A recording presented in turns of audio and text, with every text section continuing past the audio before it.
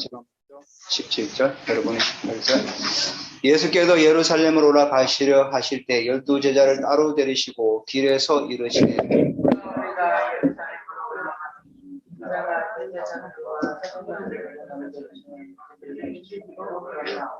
이방인들에게 넘겨주어 그를 조롱하며 채찍질하며 십자가에 못 박게 할 것이나 제3일에 살아나리라.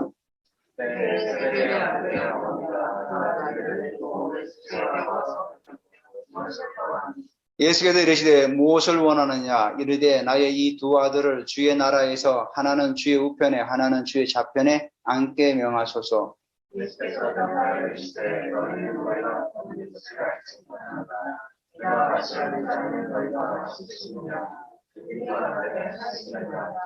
이르시되 너희가 가여 내 잔을 마시려니와 내 좌우편에 앉는 것은 내가 주는 것이 아니라 내 아버지께서 누구를 위하여 예비하셨던지 그들이 얻을 것이니라.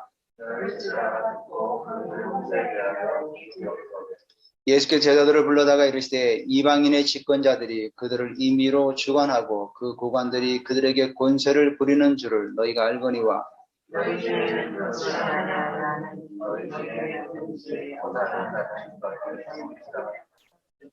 너희 중에 누구든지 어뜸이 되고자 하는 자는 너희의 종이 되어야 하리라.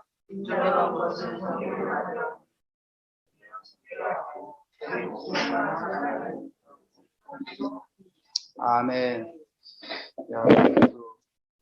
하은 자매님이 기도하셨는데 기도대로 정말 지난 주간에도 정말 수많은 영혼들이 생명을 잃어가는 그런 또 우리가 현장을 보게 됩니다. 저희 나라도 강원도 이거 산불이 보니까 한 사람 60대인가요? 그 신문이 났죠. 자기를 무시한다고 토치를 가지고 가서 그 불을 질른 겁니다. 아, 참 이게 이 우크라이나 사태도 그렇고 전쟁도 여기도 보면은 다 사람이 인재죠. 푸틴의 한 사람이 그 야욕을 인해 가지고 우크라이나 수많은 영혼들이 죽어가고 또 러시아의 그 젊은 병사들이 또 죽어가고 자기들은 왜 이 전쟁터에 와 있는지도 모른다는 거죠. 그러니까 러시아 군인들도 보니 전부 젊은 사람들, 20대 젊은 사람들이. 그러니까 뭐 그 보급이 안 되니까 배가 고파가지고 마트도 터는 거 여러분 영상 보셨죠? 마트 털고 또 어떤 사람은 빵을 주니까 막 그 자기 어머니가 통화하니까 울면서 그 빵도 먹고. 그러니까 이게 보면은 다 인간의 그 욕심 때문에. 그래서 정말 우리가 복음이 필요한 겁니다. 이 세상에 어떤 거라도 사람을 변화시킬 수는 건 없는 거죠. 그러니까 그 60대 노인에도 그분도 마찬가지로 정말 그분에게 복음이 필요했던 거고 푸틴에게도 복음이 필요한 거고 이런 걸 보면서 우리가 다시금 이 복음을 정말 우리가 제대로 전하고 해야 되겠구나. 정말로 하나님의 나라가 이 땅 가운데서 전 세계적으로 확산되어 나가겠다. 아무리 경제 수준이 올라가고 먹고 살기 편한다 할지라도 복음이 없으면 결국은 사람은 나락으로 빠질 수 없고 무너질 수밖에 없는 게 현실이죠. 그런 걸 바라보면서 여러분들께서도 깨어서 기도하시길 바랍니다. 우리 한 자매 같이 성경 말씀 읽는데 제가 원래 그 뽑은 말씀이 그거예요. 그래서 제가 그 말씀 가지고 계속 기도하고 있거든요. 하나님, 우리 교회 이제는 새해를 향하시니까 이제는 나타내시고 또 하나님께서 내가 반드시 강야의 길을 내고 사막의 강을 내신다고 말씀하십니까? 그 말씀대로 저는 그 말씀 붙들고 계속 기도하고 있거든요. 여러분들께서도 생각나는 대로 또 계속 기도해 주시기 바랍니다. 네, 오늘은 하나님 나라의 삶은 어떤가? 제가 이 보면 말씀을 보면서 제목을 하나님 나라의 삶. 지난주에 우리가 말씀 기억하십니까? 예수님께서 비유를 하나 들었죠. 포도원이 있는데 그 포도원의 그 주인이 품꾼들을 찾으러 나가서 뭐 오전 일은 6시에, 그 다음에 9시에, 뭐 또 정오에, 또 오후 3시에, 또 마지막으로 11시에, 그러니까 오후 5시에 나가서 일꾼들을 다 들여가지고 일을 시키죠. 이거 포도원이 결국 하나님 나라고 그 포도원의 주인은 왕인 대신 예수 그리스도 하나님을 말하는 거죠. 그러면서 그 일꾼들이 이제 나중에 늦게 온 일꾼들이 그 5시에 와가지고 일을 했는데도 한 대란을 받고 아침 6시부터 일했는데도 한 대란을 받거든요. 그래서 이게 결국 뭐냐면 하나님의 나라는 물론 세상은 공정과 공의가 통치하죠. 물론 그렇지 않은 게 많지만은 어쨌거나 그래도 이 세상을 이끌어가는 어떤 기본적인 어떤 원리는 공정이죠. 근데 하나님 나라는 물론 공정하지만 공정보다 앞서는 게 은혜입니다. 여러분 우리가 하나님의 은혜가 아니었으면 우리 여기 앉아 있었겠습니까? 지금쯤 세상에서 헤매고 돌아다녔겠죠. 하나님이 우리를 부르셔가지고 또 나이 드신 분은 11시에 불렀겠죠. 또 우리 젊은 친구들은 또 이른 아침에 부르신 사람도 있고, 우리 이선희 같은 경우는 이른 아침에 불렀죠.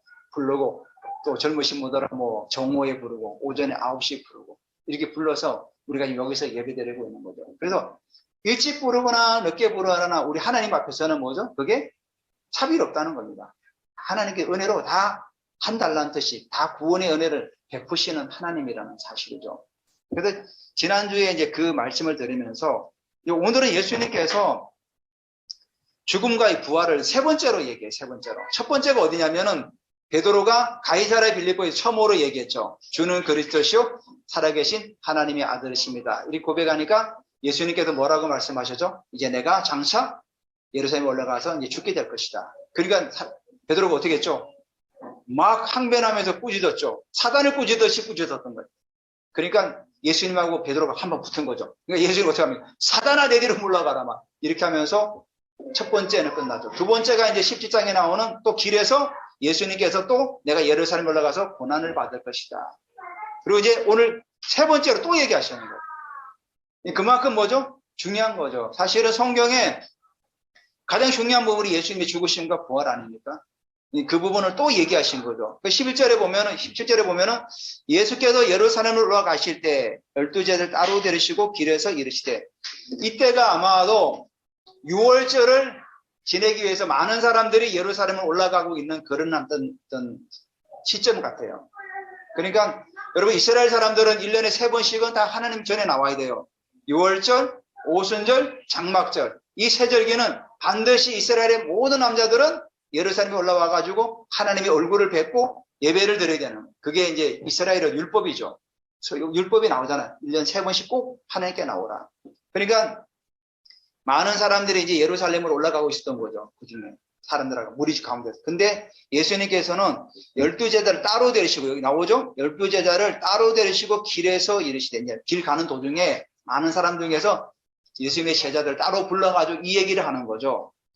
18절에 보라, 우리가 예루살렘에 올라가노니 인자가 대제사장들과 서기관들에게 넘겨짐에 그들이 죽이기로 결의하고. 보라, 이 보라는 뭐냐면은 이 제자들에게 주의시키는 거죠. 주의. 보라, 감탄사를 해가지고 내가 예루살렘에 올라가면은 제사장과 서기관들에 넘겨서 그들이 죽이기로 결의할 거다. 여기서 대제사장들과 서기관들은 어디를 말하냐면 사내들인 공회를 말하는 거예요.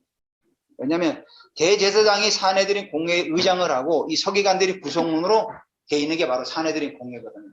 그래서 그 사내들인 공회에 의해서 그 죽이기로 판결을 받은 다음에, 정죄를 받은 다음에 그들의 이방인에 넘겨주어서 그 로마 군인들이 이제 십자가에 못 박게 되는 거죠. 그래서 예수님께서 구체적으로 이렇게 나중에 십자가에 못 박히는 그 과정을 얘기하고 있어요. 첫 번째가 뭐냐면 조롱하며, 조롱이 뭐냐면은 업신여기는 거 아닙니까?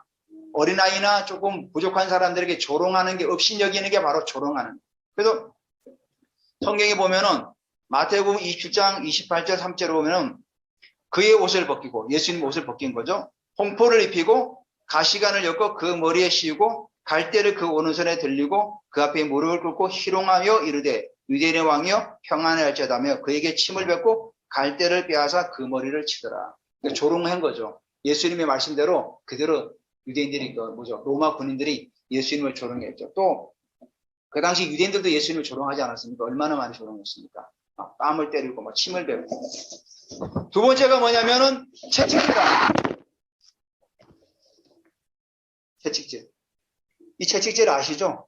이 채찍은 그 채찍 안에 그 동물의 뼈와 이 쇠그 조각을 끼워 넣어가지고 사람을 한번 때리면 살찜이 뜯겨 나오는 거예요. 살찜이. 그래서 십자가에 못 박을 때 이 채찍질 당하면 거의 다 죽는다는 거죠. 거의 완전히 사람이 거의 시체나 다름없는 거죠. 그래서 십자가에 못 박거든요. 그러니까 뭐 고통스러운 거죠. 그러니까 십자가형이 가장 고통스러운 형이죠. 채찍에 맞아야 되죠. 또 십자가에 매달려야 되죠. 그리고 십자가에 못 박게 하니라. 결국 주님이 십자가에 못 박게 해서 죽지 않았습니까? 이렇게 해서, 그런데 제3일에 살아난다고 이렇게 말씀하고 있어요. 오늘 제가 하나님 나라의 삶을 첫 번째가 뭐냐면은 우리가 예수 그리스도의 죽으심과 부활에 동참하는 삶을 살아가야 되는 거죠.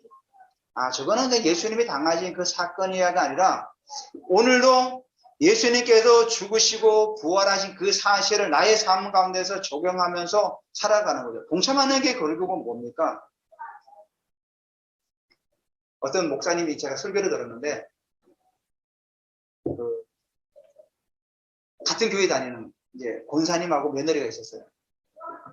근데 이 며느리가 권사님 참 신앙이 좋아요. 신앙도 좋고 헌신도 잘하시고 근데 들러오는 얘기에 의하면 이 며느리를 그렇게 아주 뭐 율법적으로 막 한다는 거예요.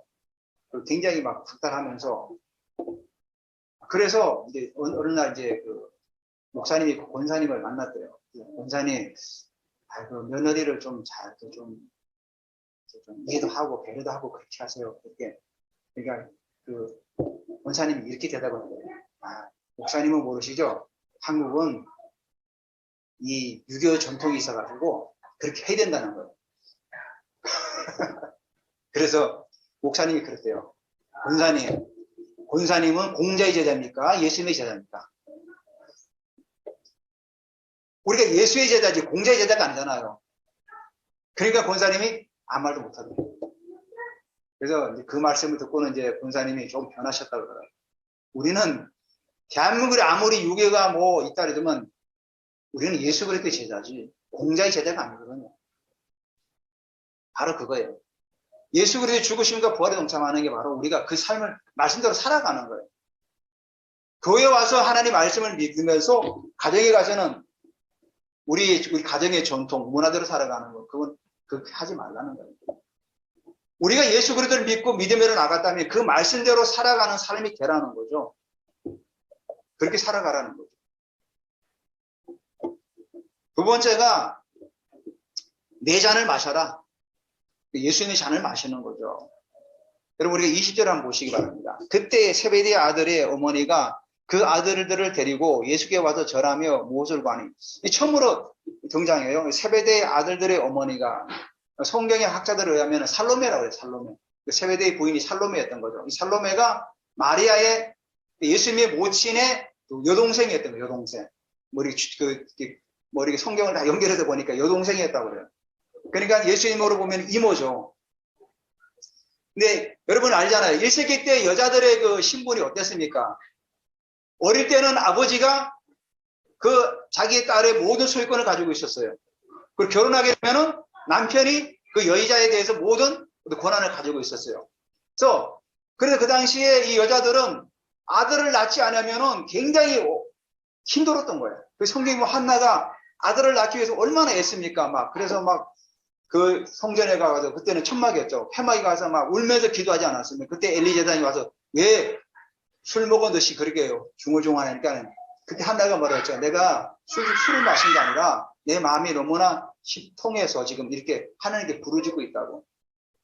그만큼 그 당시에는 아들을 낳지 못하면 굉장히 사회 구성, 가족의 구성원으로서 어떤 대접을 받지 못했던 거예요.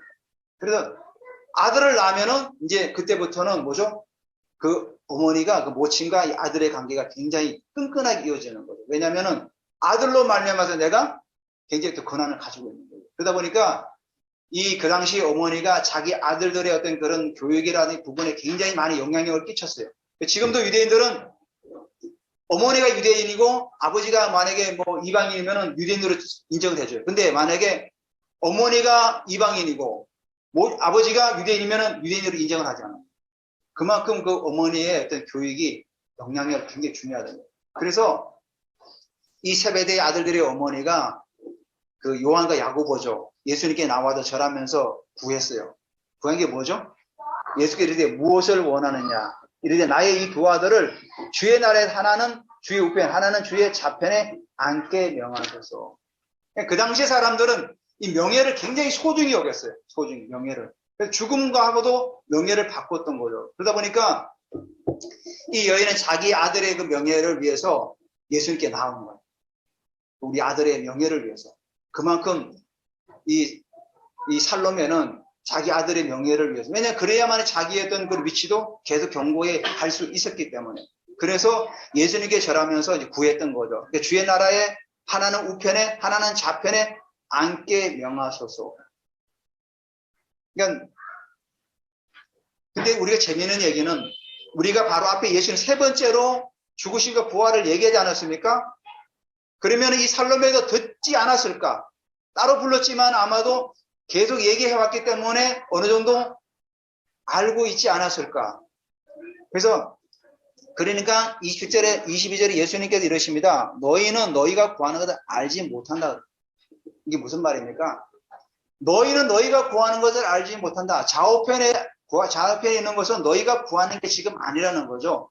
이게 뭐냐면은 이거는 하나님께도 주시는 거지 내가 주는 게 아니라는 거예요. 그러면서 또 좌우편에 앉는 것은 뭐냐면은 그것은 세상적인 영광을 구하는 게 아니라는 거죠. 그 두 가지를 지금 알지 못한다는 거예요. 두 가지. 한 가지는 좌우편에 앉는 것은 하나님이 주시는 것이고 또 두 번째는 그 좌우편에 앉는 것은 영광이 아니라 오히려 고난의 자리이기 때문에 그걸 알지 못, 너희가 지금 그 구하는 걸 알지 못한다. 그렇게 얘기하고 있는 거예요. 그래서 2, 3절이 이렇게 얘기하죠. 너희가 가에 내 잔을 마시려니와 내 좌우편에 앉는 것은 내가 주는 것이 아니라 내 아버지께서 누구를 위하여 예비하셨더니 그들이 얻을 것입니다. 이렇게 말씀합니다. 여기서 여러분 내 잔을 마시라고 그랬잖아요. 두 번째. 내 잔을 마시려니와 이스라엘 사람들에게는 이 잔이 굉장히 중요합니다. 왜냐하면 그 당시에 만약에 나그네가 어떤 집을 방문했습니다. 방문했을 때 그 주인은 들어오면 항상 뭐죠? 물을 주잖아요. 그럼 잔에다 물을 따라줘요. 그러면 물을 따라줄 때도 그 주인이 물을 가득 채워주면은 그 나그네에게 호의를 베풀겠다는 의미예요. 근데 물을 조금만 당겨주면은 호의를 베풀 마음이 없다는 거예요. 그만큼 그 잔은 이스라엘에서 굉장히 어떤 그 당시 문화에서는 굉장히 중요했던 거예요. 만약에 주인이 물을 따라줬는데 그 나그네가 만약에 물을 버렸다 그러면 어떻게 합니까? 그 주인의 호의를 무시했다는 거예요. 나는 거절한다. 그런 의미를 가지고 있어요. 그러니까 우리가 그 당시 문화를 가지고 알아야 돼요. 잔의 의미. 그래서 예수님께서 내 잔을 마시겠느냐 그 의미는 너도 이 내 잔, 운명의 잔을 마시겠느냐. 내가 지금 십자가를 쥐고 죽으러 가는데 너도 거기에 동참하겠느냐 그 뜻을 말하는 거예요. 그 뜻을. 그래서 이스라엘 사람들에게는 잔의 의미는 한 개인의 운명을 말하는 거죠. 내가 잔을 마신다고 때문에 운명을 말하는 어떤 그런 걸 말하는. 그래서 여기 나오죠. 과연 내 잔을 마시려느냐?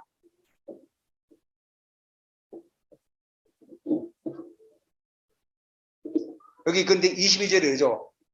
너희가 내가 마시려는 잔을 너희가 마실 수 있느냐? 그러니까 그들이 말하되 할 수 있나이다. 그러니까 요한과 야고보는 뭐죠? 주님의 십자가의 죽으심과 부활에 내가 기꺼이 따라가겠다는 그런 걸 말하는 거예요. 물론 나중에 다 도망갔지만은 여기서는 자기들이 고백을 해서 동참하겠다고. 그러니까 예수님께서 그 제자들에게 이런 얘기를 했을 때는 그 제자들은 알아들었다는 거죠. 아, 그 잔은 바로 우리 개인의 하나의 어떤 운명과 같은 예수님의 죽으심을 한다는데 동참한다는 의미죠. 결국은 야고보는 어떻게 됐죠? 제일 먼저 순교당했죠. 그리고 요한도 네로 황제 때 유배를 가가지고 나중에는 이제 나이가 많이 들어서 이제 다시 돌아오게 되죠. 처음에는 순교를 했지만은 죽지가 않았어요. 그래가지고 유배를 갔는데 결국은 돌아오게 되었죠. 그래서 결국은 그렇게 해서 한이 맞고 다 갔던 거죠. 그래서 이 잔은 결국은 뭐냐면은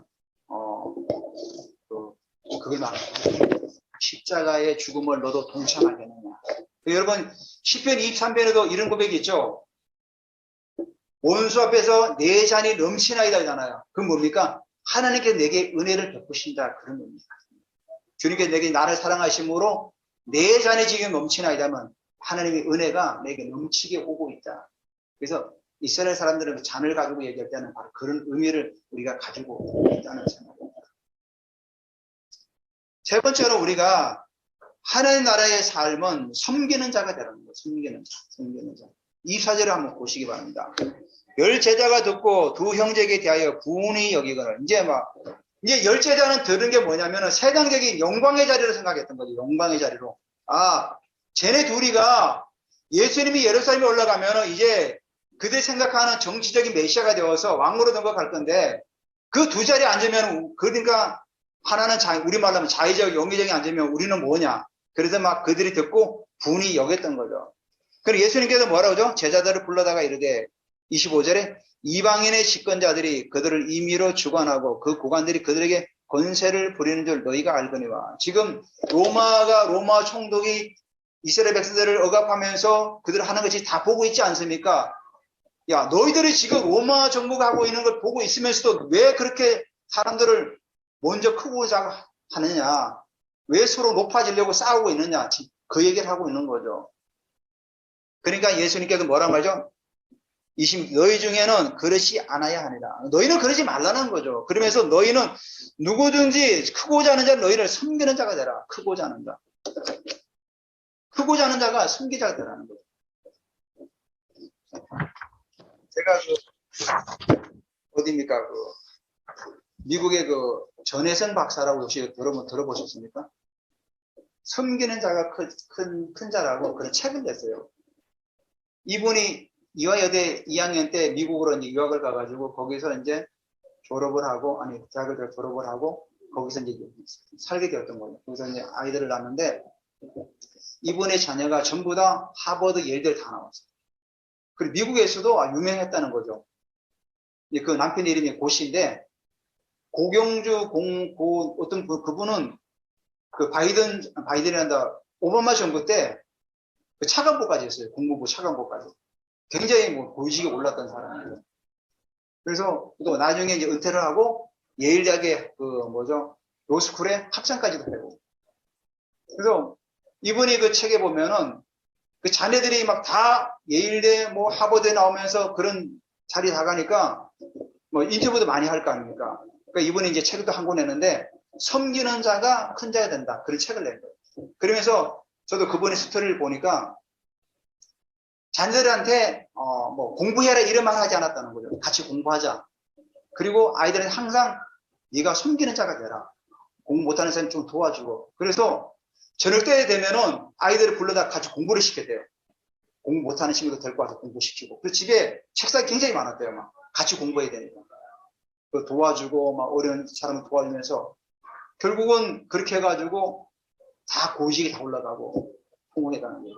그러니까 결국은 내가 혼자 열심히 잘해가지고 성공하는 것이 아니라 그 자녀들에게 섬기는 걸 가르쳐주고 또 본인도 자녀들을 섬기면서 그렇게 하다 보니까 결국은 그 자녀들이 다 세상적으로 말하면 성공은 성공이죠. 어쨌거나 그런 올라가서 영향력을 행사하고 있었던 거죠. 이분이 신앙인이거든요. 그러니까 우리가 이런 걸 좀 볼 필요가 있는 거죠. 정말 우리나라는 어떻습니까? 그냥 서로 막 열심히 혼자 애들 막 가해시켜서 막 열심히 네가 성공해야 된다. 그러니까 남은 전혀 배려하지 않고. 그래서 지금 우리나라 자녀들도 한 명 이렇게 낳다 보니까 한두 명 낳다 보니까 그냥 그 아이들만 귀하다고 막 하잖아요. 알잖아요. 현주 자매 학원에도 보면은 그 학부형들이 그 선생님들 대하는 태도 보면 알지 않습니까? 자기 아이만 중요한 거죠. 남의 아이는 어떻게든 말든지. 그런 시대에 지금 우리가 살고 있는 거 아닙니까? 그러니까 이제 교육이 뭔가 잘못 방향을 가고 있는 거죠. 그러다 보니까 자기밖에 모르는 거죠. 여러분 요즘 알지만은 요즘 군대 가면은 부모들이 막 민원을 집어넣어가지고 막 한다지 않습니까? 지금은. 그러니까 어떤 사람이 그러더라고요. 소대장 못 해먹겠다고. 하도 부모들이 막 민원을 집어넣어가지고. 자기 자녀만 최고로 생각하니까. 그러니까 남을 섬기고 함께하고 배려하는 걸 못 배우다 보니까 그렇게 가고 있는 거예요. 그래서 우리가 섬기는 자가 되어야 돼요. 섬기는 자.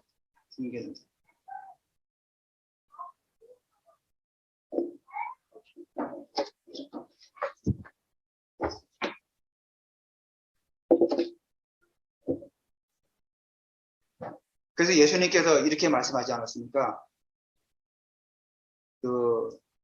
21절에도 너희 중에 누구든지 으뜸이 되고자 하는 자는 너희의 종이 되어야 한다.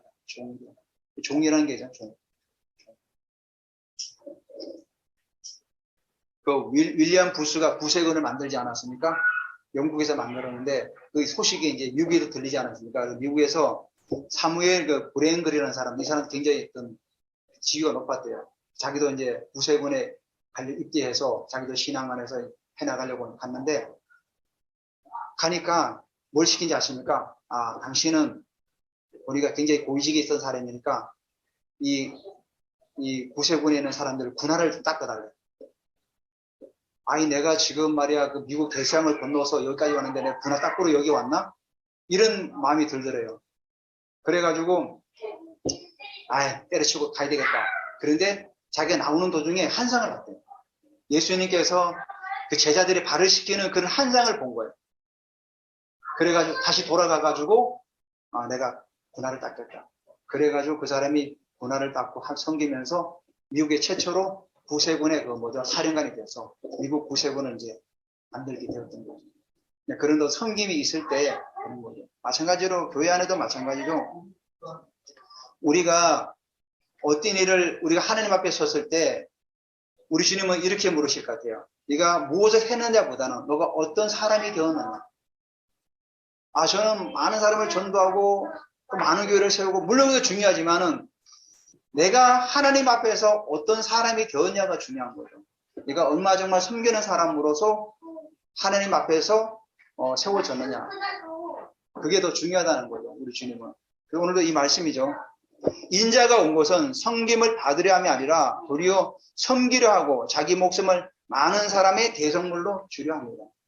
그리고 예수님께서 우리에게 말씀하고자 하는 게 뭐냐니까 섬기는 자가 되라는 거 아닙니까? 나도 섬기기 위해서 너에게 왔다. 그래서 섬김의 최고의 그 정점이 어디 있습니까? 자신을 십자가의 죽음으로 내준 거예요. 그걸 최고로 섬긴 거죠. 자신의 목숨을 우리들을 위해서 섬기려고 다 내어놓으신 게 가장 큰 거였다는 거예요. 그래서 예수님께서는 구원을 이루기 위해서 우리에게 최고로 목숨까지도 우리에게 허락하셨다는 사실이에요.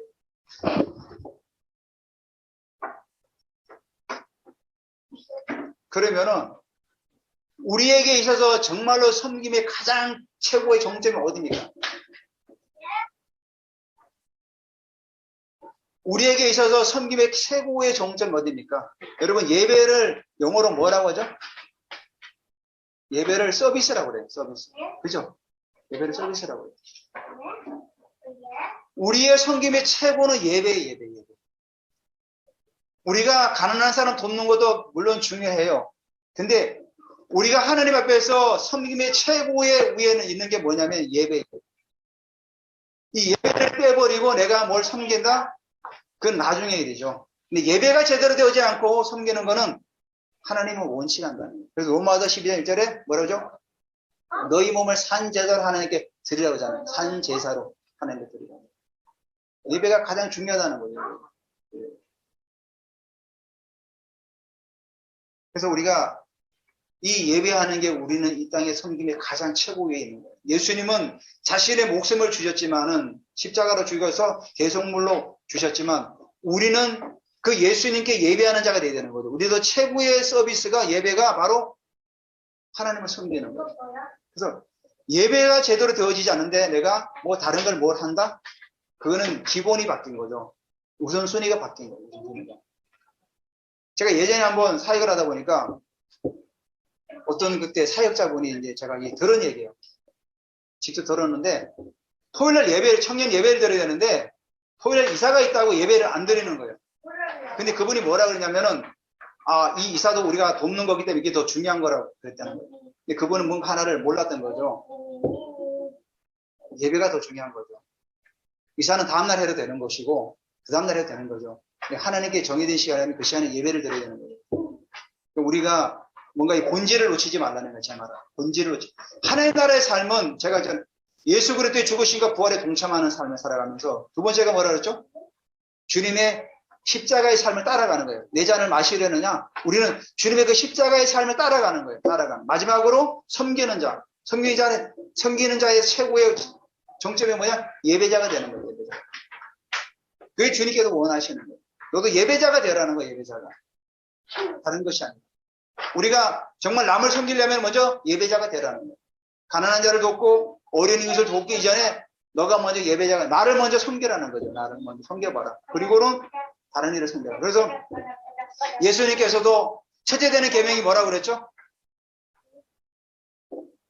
하나님을 사랑하고 이런 하나님을 사랑하고 두 번째가 뭐죠? 내 이웃을 내 몸처럼 사랑하라. 먼저는 하나님을 먼저 사랑하는 거예요. 우리가 이 순서를 바뀌면 안 돼요. 많은 사람들이 이거를 바꿔서 해요. 바꿔서. 하나님 섬기는 걸 나중에 하고 이웃을 먼저 섬기는 걸 한 다음에 하나님 섬긴다고 해요. 그건 여러분 순서가 잘못된 거예요. 순서가. 우리는 먼저는 하나님을 먼저 위로 하나님과 관계가 제대로 되어질 때 우리의 이웃과 관계도 제대로 세워지는 거예요. 여러분께서 그걸 꼭 기억하시고 오늘 우리 주님께서 부활, 죽음과 부활을 얘기하면서 오늘 이게 얘기가 나왔잖아요. 이게 대성물이 나왔잖아요. 바로 그 얘기가 우리 주님이 예배자가 되라는 거예요.